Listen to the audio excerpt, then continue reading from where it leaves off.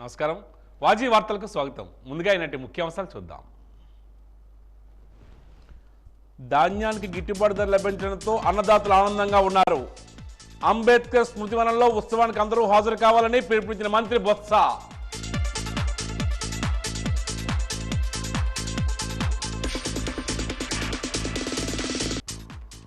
తెలుగు జాతి కీర్తికి ప్రతీక నందమూరి తారక రామారావు.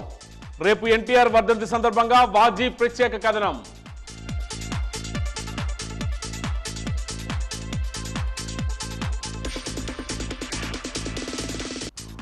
దావోస్ సభలకు ఎందుకు దుమ్మా కొట్టావని సీఎం జగన్ ప్రశ్నించిన పట్టాభిరామ్. రాష్ట్రంలో సంస్కృతి సాంప్రదాయాలకు తిరోధకాలు ఇచ్చారన్న పిల్లి మాణిక్యారావు.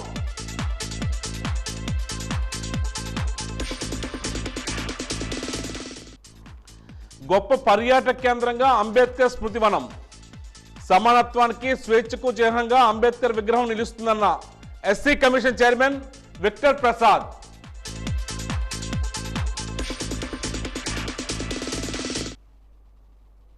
ఇక వివరాలకు వెళ్తే, ప్రస్తుత ఖరీఫ్ సీజన్లో జిల్లాలో ధాన్యం సేకరణలో రైతులు ఎలాంటి ఇబ్బందులకు లోను కాకుండా తాము పండించిన ధాన్యం విక్రయించేందుకు అన్ని ఏర్పాట్లు చేశామని రాష్ట్ర విద్యాశాఖ మంత్రి బొత్స సత్యనారాయణ చెప్పారు.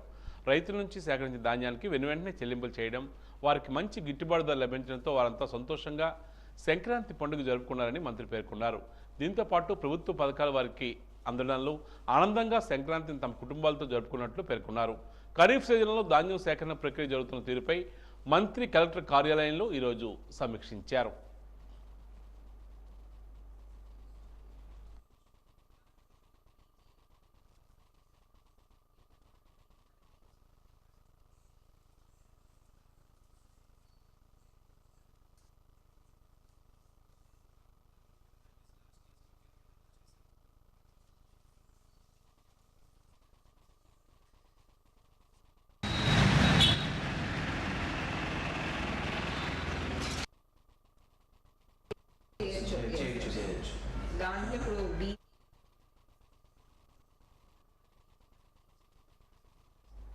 రాష్ట్ర ప్రభుత్వం విజయవాడ స్వరాజ్ మైదానంలో ఎంతో ప్రతిష్టాత్మకంగా ఏర్పాటు చేస్తున్న భారతరత్న డాక్టర్ బిఆర్ అంబేద్కర్ స్మృతివనం విగ్రహావిష్కరణకు జిల్లా ప్రజానీకం పెద్ద ఎత్తున తరలిరావాలని రాష్ట్ర షెడ్యూల్ కులాల కమిషన్ చైర్మన్ విక్టర్ ప్రసాద్ కోరారు. జిల్లా పర్యటనలో భాగంగా నగరానికి వచ్చిన SC commission chairman Victor Prasad స్థానిక జిల్లా పరిషత్ అధిగృహంలో విలేకరుల సమావేశంలో మాట్లాడారు.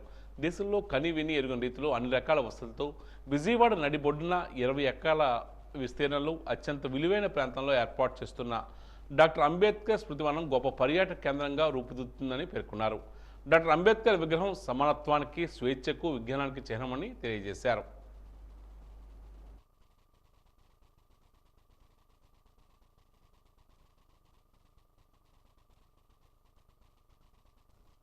ఇరవై ఎకరాల విస్తీర్ణంలో అంటే చాలా విలువైన భూమి అది.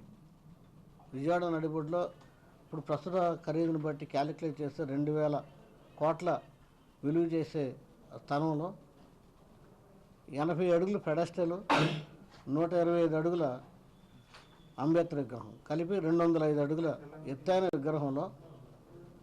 విగ్రహాన్ని ఏర్పాటు చేస్తామన్నారు.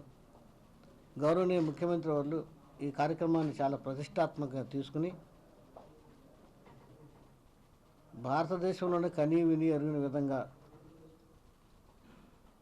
మల్టీపర్పస్ కన్వెన్షన్ హాల్, 3000 మంది కూర్చునే మల్టీపర్పస్ కన్వెన్షన్ హాలు, 2000 మంది కూర్చునే ఓపెన్ థియేటరు, 10,000 బుక్స్ ఉపయోగించే అంబేద్కర్ లైబ్రరీ, అంబేద్కర్ స్మృతివనం, అదేవిధంగా అన్ని హంగులు కల్పించే విధంగా బౌద్ధ మాంగులు కూర్చుని ధ్యానం చేయటానికి వాళ్ళకి సెపరేట్ హాలు, ఈ రకంగా పెద్ద ఎత్తున కార్యక్రమం చేస్తూ ఉన్నారు.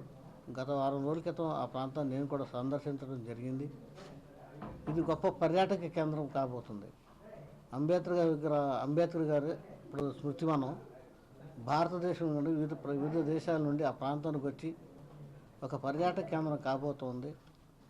ప్రభుత్వం చాలా బాధ్యతగా, ప్లాన్డ్గా, అద్భుతమైన రీతిలో ఈ కార్యక్రమం జరిపించాలని ముఖ్యమంత్రి గారి నాయకత్వంలో చాలా పెద్ద ఎత్తున జరుగుతున్న ఈ కార్యక్రమానికి ఈ ప్రాంత ప్రజలందరూ లక్షలాదిగా పాల్గొని విజయవంతం చేయవలసిందిగా కోరుతా ఉన్నాను.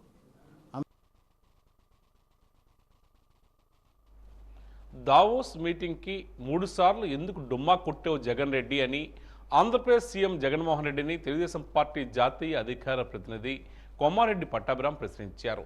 ఈరోజు ఎన్టీఆర్ భవన్లో ఏర్పాటు చేసిన విలేకరుల సమావేశంలో ఆయన మాట్లాడుతూ ఈ రాష్ట్ర ముఖ్యమంత్రి చేసిన పర్యటన వల్ల ఆంధ్రప్రదేశ్ రాష్ట్రానికి మేలు జరిగిందని చెప్పుకోవడానికి గడిచిన 5 సంవత్సరాల్లో ఒక్క సంఘటన కూడా జరగలేదని ఆయన ఆరోపించారు. ఏ రాష్ట్ర ముఖ్యమంత్రి అయినా విదేశీ పర్యటన చేయడం ద్వారా పెట్టుబడులను ఆకర్షిస్తారని, కానీ మన రాష్ట్రంలో అటువంటి జరగలేదని పేర్కొన్నారు. మన రాష్ట్ర ముఖ్యమంత్రి జగన్ రెడ్డి రాష్ట్రానికి పనికి వచ్చేటటువంటి ఏ కార్యక్రమం కూడా చేపట్టడం అలవాటు లేనటువంటి ఒక వ్యక్తి. గత 5 సంవత్సరాలుగా రాష్ట్ర ముఖ్యమంత్రిగా ఇదిగో రాష్ట్రానికి మేలు జరిగే విధంగా ముఖ్యమంత్రి గారు పలానా పర్యటనకు వెళ్ళారు, ముఖ్యమంత్రి గారు చేసినటువంటి ఈ పర్యటన ద్వారా రాష్ట్రానికి ఇంత మేలు జరిగింది అని మనం చెప్పుకోవటానికి ఒక్క సంఘటన కూడా గత 5 సంవత్సరాల కాలంలో జగన్మోహన్ రెడ్డి ముఖ్యమంత్రిగా పరిపాలన చేపట్టినటువంటి ఈ కాలంలో మనకు ఒక్కటి కూడా కనపడదు. సాధారణంగా ఏ రాష్ట్ర ముఖ్యమంత్రి అయినా రకరకాల పర్యటనలు చేస్తుంటారు. విదేశీ పర్యటనలు కానివ్వండి, లేదంటే దేశీయంగా కానీ పెట్టుబడులు ఆకర్షించడం కోసం అనేక పర్యటనలు చేస్తూ ఉంటారు. మరీ ముఖ్యంగా ప్రపంచవ్యాప్తంగా అన్ని దేశాలకి కూడా ఎంతో ప్రతిష్టాత్మకమైనటువంటి సదస్సు, వారి వారి దేశాలకి పెట్టుబడులని ఆకర్షించడానికి ఉపయోగపడేటటువంటి సదస్సు ఏదయ్యా అంటే వరల్డ్ ఎకనామిక్ ఫోరం సదస్సు. ప్రతి సంవత్సరం దావోస్లో, స్విట్జర్లాండ్లో ఉన్నటువంటి దావోస్లో జరిగేటటువంటి వరల్డ్ ఎకనామిక్ ఫోరం సదస్సు అనేది చాలా ముఖ్యమైనటువంటి సదస్సు. ఏ దేశానికైనా లేకపోతే ఏ రాష్ట్రానికైనా కూడా ప్రతి ఒక్కరూ కూడా ఆ సదస్సులో పాల్గొని తమ దేశంలో కానీ తమ రాష్ట్రంలో కానీ ఉన్నటువంటి అవకాశాలని ప్రపంచవ్యాప్తంగా మరి అనేక కంపెనీల వారు, పెట్టుబడిదారులు ఎవరైతే ఈ సదస్సుకు వస్తారో వారికి తమ తమ దేశాలలో రాష్ట్రాల్లో ఉన్నటువంటి పెట్టుబడి అవకాశాలను వివరించి పెట్టుబడులు ఆకర్షించేటటువంటి ప్రయత్నం చేస్తూ ఉంటారు. ఎందుకంటే ఈ సదస్సుకి ప్రపంచవ్యాప్తంగా ఉన్నటువంటి అనేక పరిశ్రమలకు చెందినటువంటి దిగ్గజాలు అందరూ కూడా హాజరవుతారు. ఆయా దేశాలలో ఆయా రాష్ట్రాల్లో ఉన్నటువంటి పెట్టుబడి అవకాశాలని పరిశీలిస్తారు. కాబట్టి తమ సాయశక్తుల ప్రతి ఒక్కరు కూడా ప్రయత్నం చేస్తారు వారి దృష్టిని ఆకర్షించి వారితో అనేక రకాలుగా సమావేశాలు ఏర్పాటు చేసుకుని తమ తమ ప్రాంతాలకి ఆ పెట్టుబడులను తీసుకువెళ్ళి అక్కడ ఆ ప్రాంతాలలో ఉపాధి అవకాశాలు మెరుగుపరచడం కానివ్వండి. ఏపీ సీఎం జగన్ అనుచరులు సంక్రాంతి పేరిట జలసాలు చేశారని తెలుగుదేశం పార్టీ నాయకులు పిల్లి మాణిక్యారావు ఆరోపించారు. ఈరోజు ఎన్టీఆర్ భవన్లో ఏర్పాటు చేసిన విలేకరుల సమావేశంలో ఆయన మాట్లాడుతూ చాలామంది ఇళ్లలో సంక్రాంతి సంబరాలు లేవని, సంబరాలు ఏపీ సీఎం జగన్ ఇంట్లోని ఆయన అనుచరుల ఇళ్లలోనూ జరుగుతున్నాయని, మరికొన్ని చోట్ల దోపిడీ ముఠాలు జోదం పేరుతో జలసాలు చేస్తున్నారని ఆరోపిస్తున్నారు.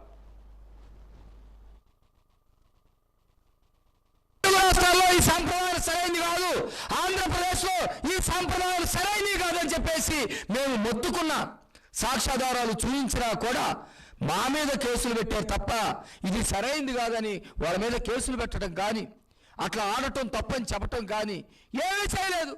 ఇంకా ఏం మాట్లాడతాడంటే కొత్త కల్చర్ తీసుకొస్తే తప్పేంది, సంక్రాంతి అంటే సంబరాలు చేసుకోవటమేనా, లేకపోతే సింధులేయటమేనా, కోడి పందాలు ఆడటమేనా, అది కాదు క్యాబ్రే ఆడాలి, తీర్పత్తి ఆడాలి, ఇంకోటి ఆడాలని చెప్పేసి క్యాబరే డాన్స్ ఆడాలని చెప్పేసి నిర్మోహమాటంగా సిగ్గు లజ్జ విడిచి కేసీఆర్ లాంటి వాళ్ళు ఆడుతూ ఉన్నారు.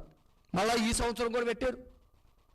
ఈ సంవత్సరం కూడా ఇందాక చూస్తే ఒక ప్రముఖ టీవీ ఛానల్కి సంబంధించినటువంటి ప్రముఖ యాంకర్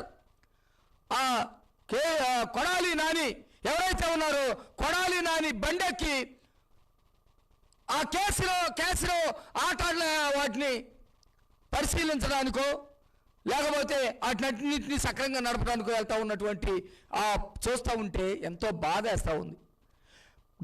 గతంలో మేము చెప్పాం, జగన్మోహన్ రెడ్డి వాటిని అడ్డుకట్టేయలేకపోయాడు, మా మీద కేసులు పెట్టించాడు, కొడాలి నానిని ప్రోత్సహించాడు.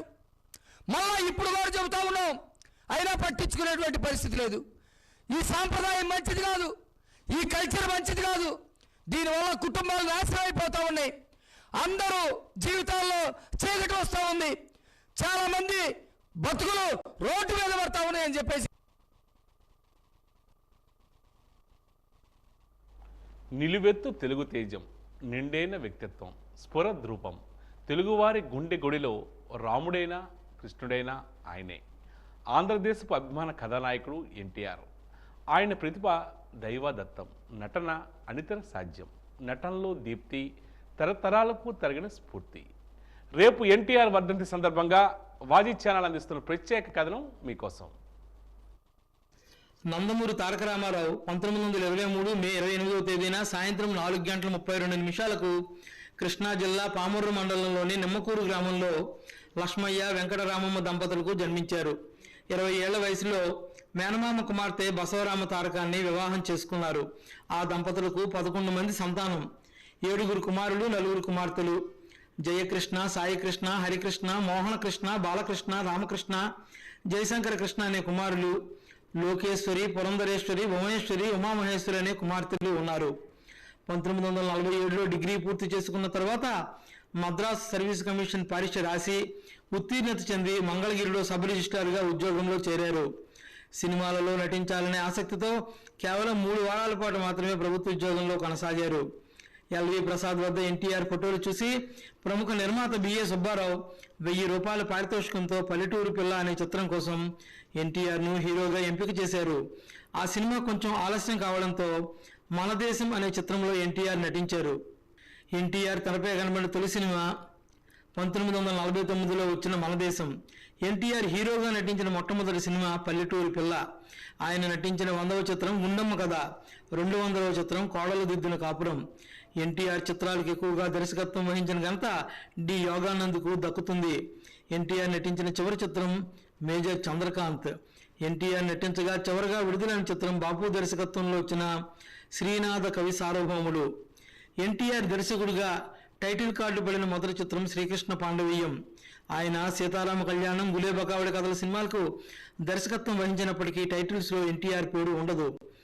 దర్శకత్వం అనే టైటిల్ కార్డు లేకుండానే ఆ 2 సినిమాలు ప్రారంభమవుతాయి. ఎన్టీఆర్ కేవలం కథా స్క్రీన్ ప్లే అందించిన సినిమాలు ఉమ్మడి కుటుంబం, కోడలు దిద్దిన కాపురం.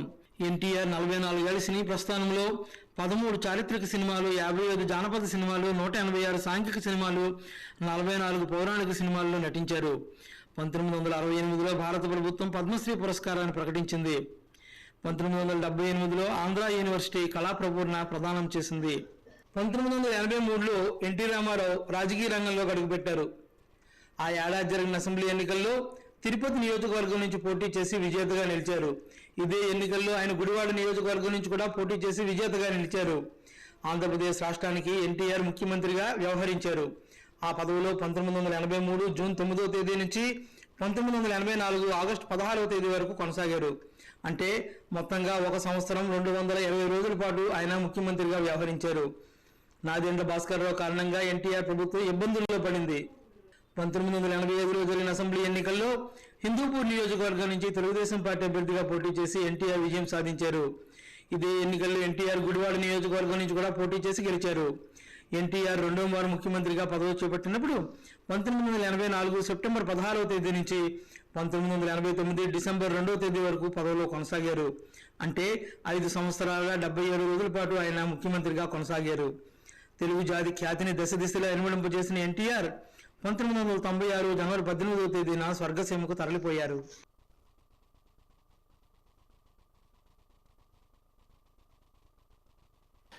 తెలుగువాడికి ఒక దిశ తెలుగువాడికి ఒక గుర్తింపు వచ్చింది అంటే మనందరూ కూడా ముఖ్యంగా మనం గుర్తు చేసుకోవాల్సింది స్వర్గీయ నందమూరి తారక రామారావు గారు ఆంధ్రప్రదేశ్ మాజీ ముఖ్యమంత్రి వెళ్ళి మొట్టమొదటిగా మనం చెప్పుకోవాల్సి వస్తుంది. తెలుగువాడి యొక్క ఆత్మగౌరవాన్ని మన భారతదేశం నలు దిక్కులా కూడా చాటిన వ్యక్తి ఎవరైనా ఉన్నారంటే స్వర్గీయ నందమూరి తారక రామారావు గారి. తదనంతరం కూడా వచ్చే పరిణామాల్లో చంద్రబాబు నాయుడు గారు అయితే టెక్నాలజీ మూలకంగా కూడా దేశ విదేశాల్లో ఇతను విస్తృతంగా చేసి ఉండొచ్చు.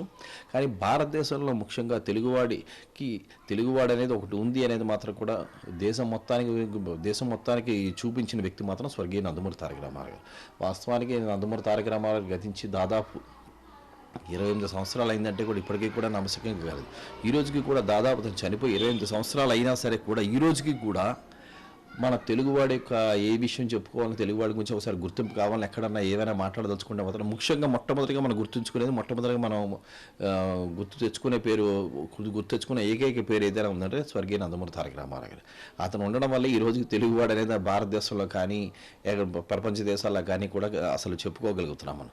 అసలు అతను ముఖ్యమంత్రిగా ఉండేటప్పుడు తీసుకున్న సంక్షేమ పథకాలు కానివ్వండి, వివిధ నిర్ణయాలు కానివ్వండి, వాటిని ఈ రోజు వరకు కూడా సక్సెసర్స్ ఎవరైతే ఉన్నారో భవిష్యత్తులో తదనంతరం వచ్చిన ముఖ్యమంత్రులు కానీ పాలకులు కానీ ఎవరైతే ఉన్నారో అన్నీ కూడా వాటిని ఆదర్శంగా తీసుకుని కూడా వాళ్ళు పరిపాలన సాగిస్తూ ఉన్నారు. ముఖ్యంగా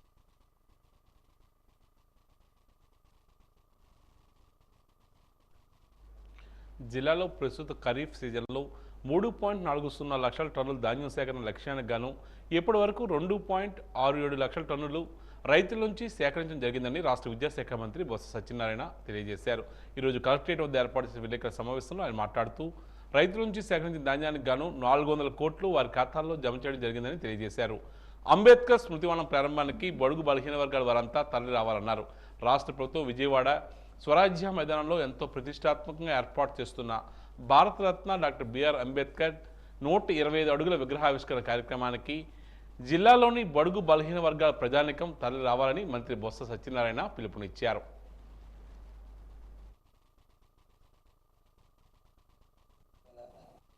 జిల్లాలో జరుగుతున్న ప్యాడీ ప్రక్రియ మీద అధికారులందరితో చర్చించడం జరిగింది.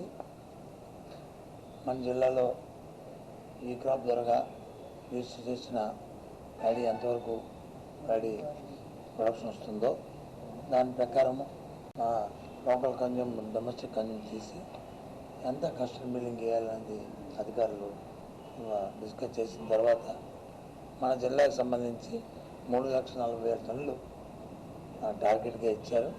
ఇందులో ఇప్పటికే 2,67,000 టన్నులు వచ్చి ప్రకృతి చేయడం జరిగింది. ఇంకా 82,000 ఇంకా చేయవలసి ఉంది.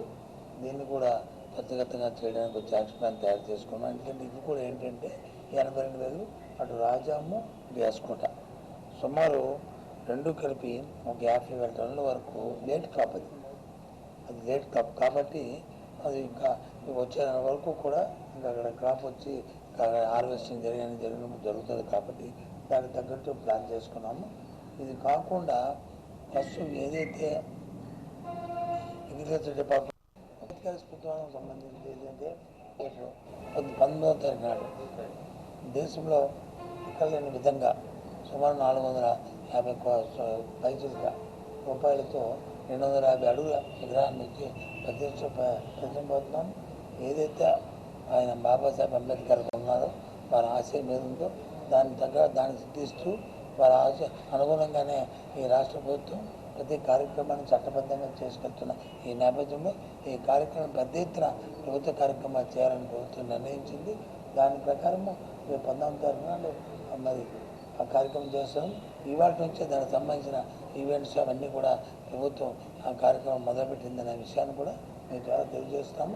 రాష్ట్రంలో ఉన్న బడుగు బలహీన వర్గాలు అందరూ కూడా మరి దానికి అందరూ పెద్దలందరూ కూడా మరి చట్టాన్ని గౌరవించేవాళ్ళు, రాజ్యాంగాన్ని గౌరవించేవాళ్ళతో పాటు అందరూ కూడా దానికి హాజరై ఆ ఉత్సవాన్ని దేశప్రదం చేస్తూ అంబేద్కర్ నివాళులు అర్పించవలసిందిగా కోరుతున్నాను.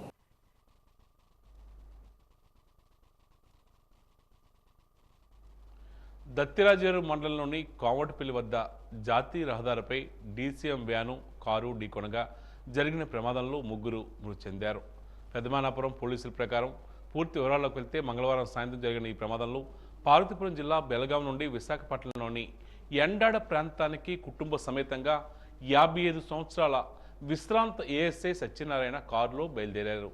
కోమటిపల్లి వద్ద డీసీఎం వ్యాన్ ఢీకొట్టడంతో ఏఎస్ఐ భార్య నరస కుమారి వరుస కుమారుడైన మహేష్ అక్కడికక్కడే మృతి చెందారు. తీవ్రంగా గాయపడ్డ సత్యనారాయణ విజయనగరం ఆసుపత్రికి తరలించగా చికిత్స పొందుతూ ఆయన కూడా మరణించారు.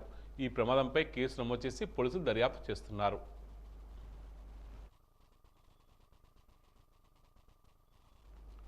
గంట్యాడ మండలం పెదమంచిపాలెం గ్రామంలో రావుణమ్మ పేరంటాలు 106వ వార్షికోత్సవ తీర్థ మహోత్సవాలు ఘనంగా జరిగాయి. రౌడమ పెరంటల చుట్టుపక్కల గ్రామాల నుంచి వచ్చిన భక్తులు పసుపు కుంకాలు సమర్పించి మొక్కులు చెల్లించుకున్నారు.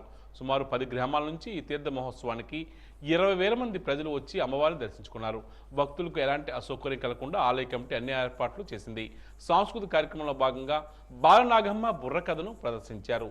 తీర్థ మహోత్సవాల సందర్భంగా ఏర్పాటు చేసిన రంగోలీ పోటీల్లో విజేతలకు ముఖ్య అతిథుల చేతుల మీదుగా బహుమతులు అందజేశారు. ఈ సందర్భంగా ఉత్సవ నిర్వాహకులు రఘుమజ్జి రామారావు మాట్లాడుతూ రౌడమ్మ పెరంటను దర్శించుకున్న వారికి సుఖ సంతోషాలు కలుగుతాయని తెలియజేశారు. ఈ కార్యక్రమంలో గ్రామ సర్పంచ్ నాయుడు తాత, గ్రామ మాజీ sarpanch Raghumanji Pentayya Naidu, Vasavi club international board director Ramayya, Bharat తదితరులు పాల్గొన్నారు.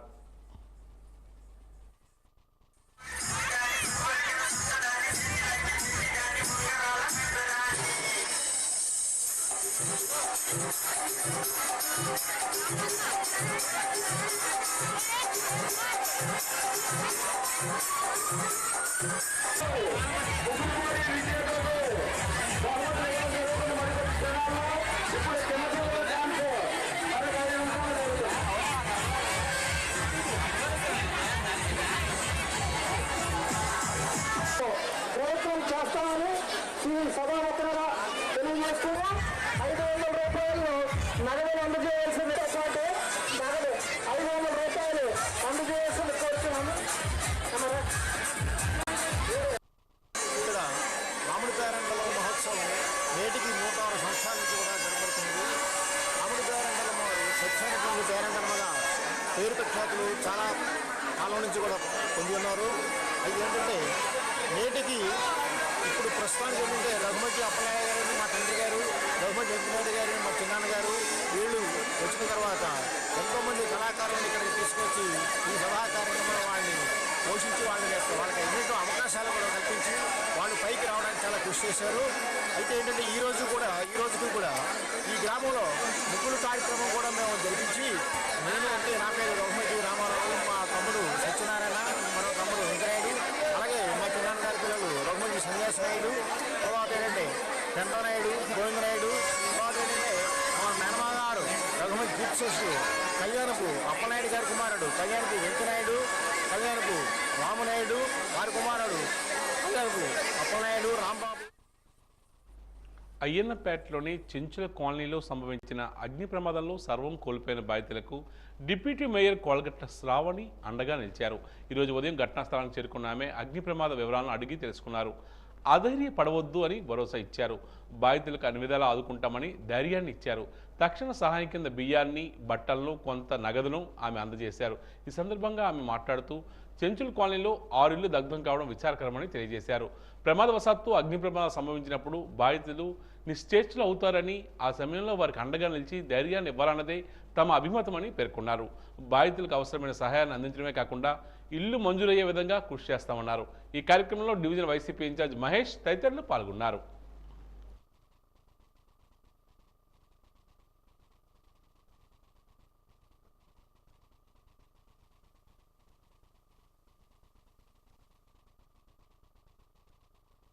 ఎవరు పెట్టేవాళ్ళు కూడా మాకు లేదు. మరి మీరే మాకు మేలు చేయమని మాకు ఏంటి మరి ఆహారంగా మాకు తినడానికి కూడా ఇప్పుడు బయటే ఉండిపోయింది. కనీసం మాకు చేతుల్లో ₹1 కూడా లేదు. తిందామని కూడా పిల్లలకి టిఫిన్ పంపించుకుందామని కూడా లేదు. పిల్లలకి కూడా మరి ఏ స్థితిలో మేము ఇలా ఉన్నాము, మాకు మేలు చేయమని. మరి మా ఇల్లు కూడా ఇలా కాలిపోయాయి, మా పడుకున్న కూడా ఏటి లేదు. మరి కాలిపోయిన చెత్తల్లోనే మేము పడుకున్నంత స్థితి అయిపోతుంది. మాకు మేలు చేయమని. మా పాప కూడా డబ్బులు మరి పెళ్ళి ఆగిపోయింది, పాపది అందరితో మాట్లాడేస్తున్నాం. మరి మాకు తిండానికి కూడా ఏట్లేదు. పిల్లలకు కూడా పంపించుకుందామంటే మా చేతుల్లో డబ్బులు కూడా లేవు. మా పిల్లలు మేము అందరూ బయటే ఉండిపోయాము. మాకు మీ అందరూ మాకు మేలు చేయమని, మా పాప కూడా మేలు చేయమని. మరి కష్టపడుకుని ఇంట్లో డబ్బులు కూడా ₹1,30,000 కాలిపోయాయి. ఫ్యాన్లు కాలిపోయాయి, ఫ్రిడ్జ్లు కాలిపోయాయి, డబ్బులు కూడా మంచాలు కాలిపోయాయి, ఇంట్లో సామాన్ అంతా కాలిపోయాయి. రైసు, నూనె, కారాలు మొత్తం కాలిపోయాయి. మా వండుకోవడానికి కూడా ఇవ్వట్లేదు. కానీ మాకు మేలు చేసిన వరకు మేము బయటే ఉండాలి. అయ్యన్పేటలోని చెంచల్ కాలనీలో నిన్న నైట్ అనుకోని విధంగా ఇక్కడ అగ్ని ప్రమాదం జరగడం జరిగింది. అయితే సుమారు ఒక 6 ఇళ్ళు వెంటనే అంటే ఒక ఇంటి నుంచి ఇంకో ఇంటికి అగ్గి పాస్ అయ్యి ప్రతి ఇల్లు కూడా సర్వం అయితే కాలిపోయింది. వాళ్ళ ఇంట్లో వాడుకునే వస్తువులు కానీ బీరువాలు, ఫ్యాన్లు, ఫ్రిడ్జ్లు అన్నీ కూడా ఇక్కడ కాలిపోయాయి. అయితే ఇక్కడికి వచ్చి డైరెక్ట్గా ఒకసారి వచ్చి చూద్దామని చెప్పేసి ఇక్కడికి రావడం జరిగింది. ప్రతి ఇంట్లో అయితే మాత్రం తీరని బాధ అయితే ఉంది. కానీ ఒకటి మంచి విషయం ఏంటంటే ఎవరికి కూడా ప్రాణహాని జరగలేదు. పిల్లలు, పెద్దవాళ్ళు అందరూ కూడా హ్యాపీగా బాగానే ఉన్నారు. అయితే ఇక్కడ వాళ్ళకి కొంచెం ఆర్థికంగా అంటే వాళ్ళవన్నీ కూడా కాలిపోయాయి కాబట్టి ఆర్థికంగా, అదేవిధంగా వాళ్ళు కట్టుకోవడానికి బట్టలు, ఉండడానికి, వండుకోవడానికి బియ్యము ఇవన్నీ కూడా ఆర్థిక సహాయం కూడా చేయడం జరిగింది. ఇంకా ఇక్కడికి వచ్చిన తర్వాత సర్వం కూడా కాలిపోయింది కాబట్టి బొంతలు కూడా ఇక్కడ ఎంతమంది కావాలంటే అంతమందికి కూడా బొంతలు కూడా నేను పంపిస్తాను. ఇంకా ఫ్యూచర్లోని అదేవిధంగా ఇక్కడ చాలామందికి ఇల్లులు కూడా లేవు, మన గవర్నమెంట్లో ఇల్లులు కూడా రాలేదు కాబట్టి వాళ్ళందరికీ కూడా నేడు మన గవర్నమెంట్లోని జగనన్న ఇల్లులు వచ్చే విధంగా కూడా కృషి చేస్తాము. ఇక్కడ అందరికీ కూడా ఒక శాశ్వత ఇల్లు, వాళ్ళ సొంత ఇల్లు కల కూడా తీర్చే విధంగా కూడా కృషి చేస్తాము తెలియజేస్తాం.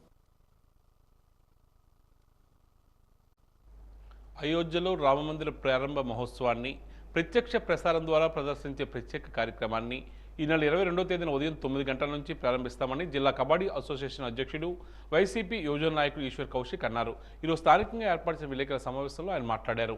ఈ నెల 22వ తేదీన అయోధ్యలో రామమందిర ప్రారంభోత్సవంతో పాటు శ్రీరామచంద్ర ప్రభువు యొక్క విగ్రహ ప్రాణ ప్రతిష్ఠ జరుగుతున్న నేపథ్యంలో ఈ అద్భుత ఘట్టాన్ని ప్రతి ఒక్కరికి మరింత భక్తిభావంతో ప్రత్యక్ష ప్రసారం ద్వారా ప్రదర్శించే ఏర్పాట్లు చేస్తున్నామని తెలియజేశారు. గురజాడ కళాభారతిలో ఇందుకోసం ప్రత్యేక ఏర్పాట్లు చేస్తున్నామని తెలియజేశారు. ఈ సమావేశంలో బొట్ట దీపక్, అభిషేక్, గుణశేఖర్ తదితరులు పాల్గొన్నారు.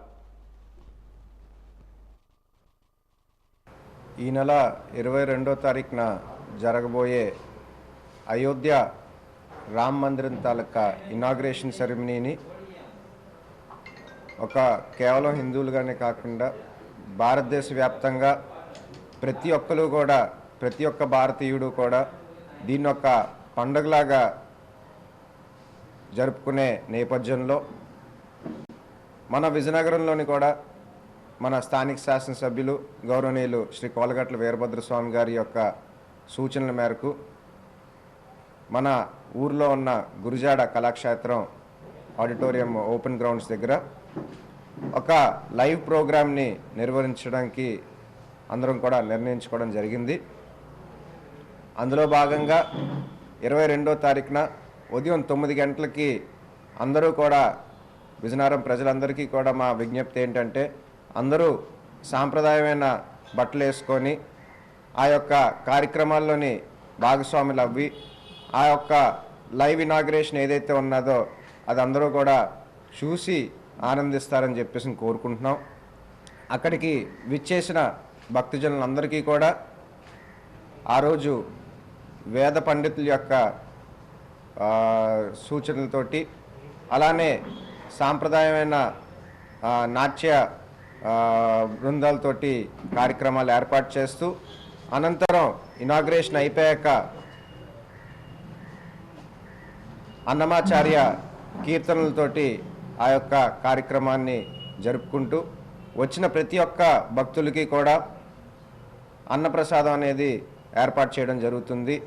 సో అందరూ ఆ రోజు వచ్చి పార్టిసిపేట్ చేసి ఈ అయోధ్యలో జరగబోయే రామ మందిరం తాలూకా ఇనాగ్రేషన్ని అందరం చూసి ఆ రాముల వారికి మనందరం కూడా మన ఆశీస్సులు తీసుకోవాలని చెప్పేసి కోరుకుంటూ అందరూ వచ్చి ఆ కార్యక్రమాన్ని దిగ్విజయం చేస్తారని చెప్పేసి ఆశిస్తూ ప్రతి ఒక్కరికి కూడా ధన్యవాదాలు. Thank you.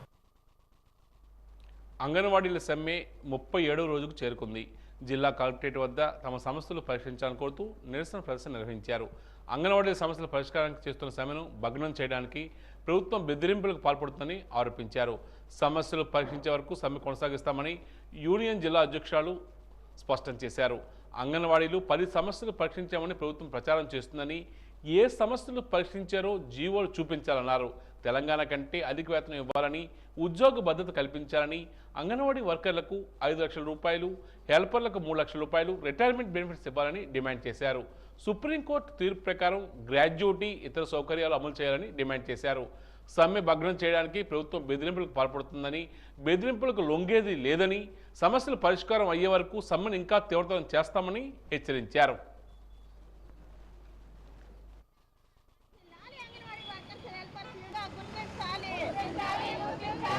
ధరలకు అనుగుణంగా మెనూ చార్జీలు అంగన్వాడీల సమ్మె ప్రారంభమై ఈ రోజుకి 37 రోజులు అవుతుంది. ప్రభుత్వం ఇదివరకు 6 సార్లు చర్చలకు పిలిచినా ఏవైతే ప్రధానమైన డిమాండ్లు ఉన్నాయో వాటి గురించి మాట్లాడడం లేదు. ఒకటి, తెలంగాణ కన్నా అదనపు వేతనం ఇవ్వాలి, రిటైర్మెంట్ బెనిఫిట్స్ వర్కర్కి 5 లక్షలు, హెల్పర్కి 3 లక్షలు ఇవ్వాలి, సుప్రీంకోర్టు తీర్పు ప్రకారం గ్రాడ్యుయేటీ అమలు చేయాలి, జీతంలో సగభాగం పెన్షన్ ఇవ్వాలి, మినిమం మెయిన్ వర్కర్లుగా గుర్తించాలి. ఈరోజు ధరలు అది విపరీతంగా పెరుగుతున్నాయి. దానికి అనుగుణంగా మెనూ ఛార్జీలు కూడా పెంచాలి. అంగన్వాడీలు కూడా అంగన్వాడీ పిల్లలకు కూడా అమ్మఒడిని వర్తింప చేయాలి. ఈరోజు అంగన్వాడీలకు ఈ సంక్షేమ పథకాలు వర్తింప చేయట్లేదు.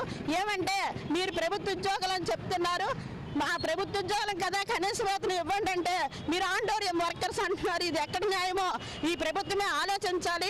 ఇప్పటికీ 10 డిమాండ్లు నెరవేర్చామని చెప్తున్నారు. అయితే ఆ 10 డిమాండ్లు ఏటా అనేది మాకు వివరంగా రాసి జీవోలు వెంటనే విడుదల చేయాలని మేము కోరుతున్నాం. మా ప్రధానమైన డిమాండ్లు నెరవేరే వరకు మా సమ్మెను కొనసాగిస్తామని మీ మూలంగా ప్రభుత్వానికి చెప్తున్నాం.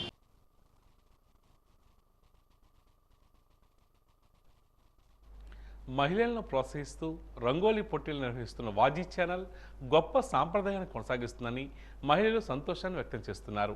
ఈ నెల 13వ తేదీన వాజీ రంగోలీ పోటీల్లో పాల్గొని ఆనందగర్తి ఆడిటోరియంలో ముగ్గులు వేసామని, ముగ్గులు వేసిన ప్రతి ఒక్కరికి ఒక స్వీట్ బాక్సు, అంబికా దర్బార్ బత్తి, టీ పొడి ప్యాకెట్ ఇవ్వడం ఎంతో ముదాహమని మగువలు ఆనందాన్ని వ్యక్తం చేస్తున్నారు వాజీ న్యూస్తో.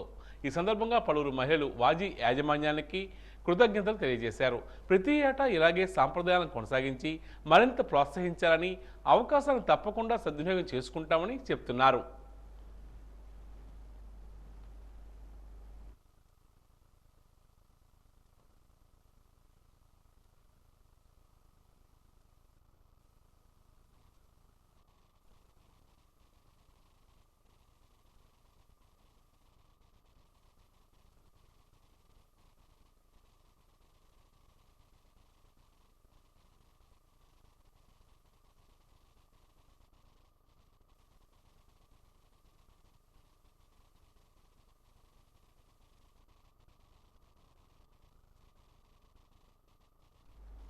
ఇక ఈనాటి వాజీ వార్తలు ముగించే ముందు ముఖ్యాంశాలు మరోసారి.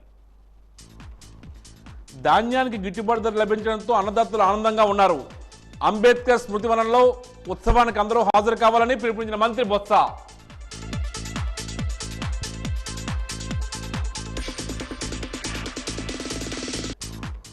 తెలుగు జాతి కీర్తికి ప్రతీక నందమూరి తారక రామారావు. రేపు ఎన్టీఆర్ వర్ధంతి సందర్భంగా వాజీ ప్రత్యేక కథనం.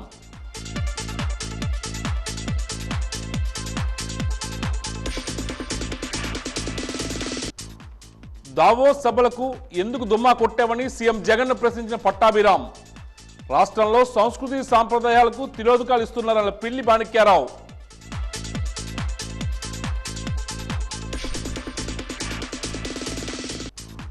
గొప్ప పర్యాటక కేంద్రంగా అంబేద్కర్ స్మృతివనం. సమానత్వానికి స్వేచ్ఛకు చిహ్నంగా అంబేద్కర్ విగ్రహం నిలుస్తున్న SC commission chairman Victor Prasad.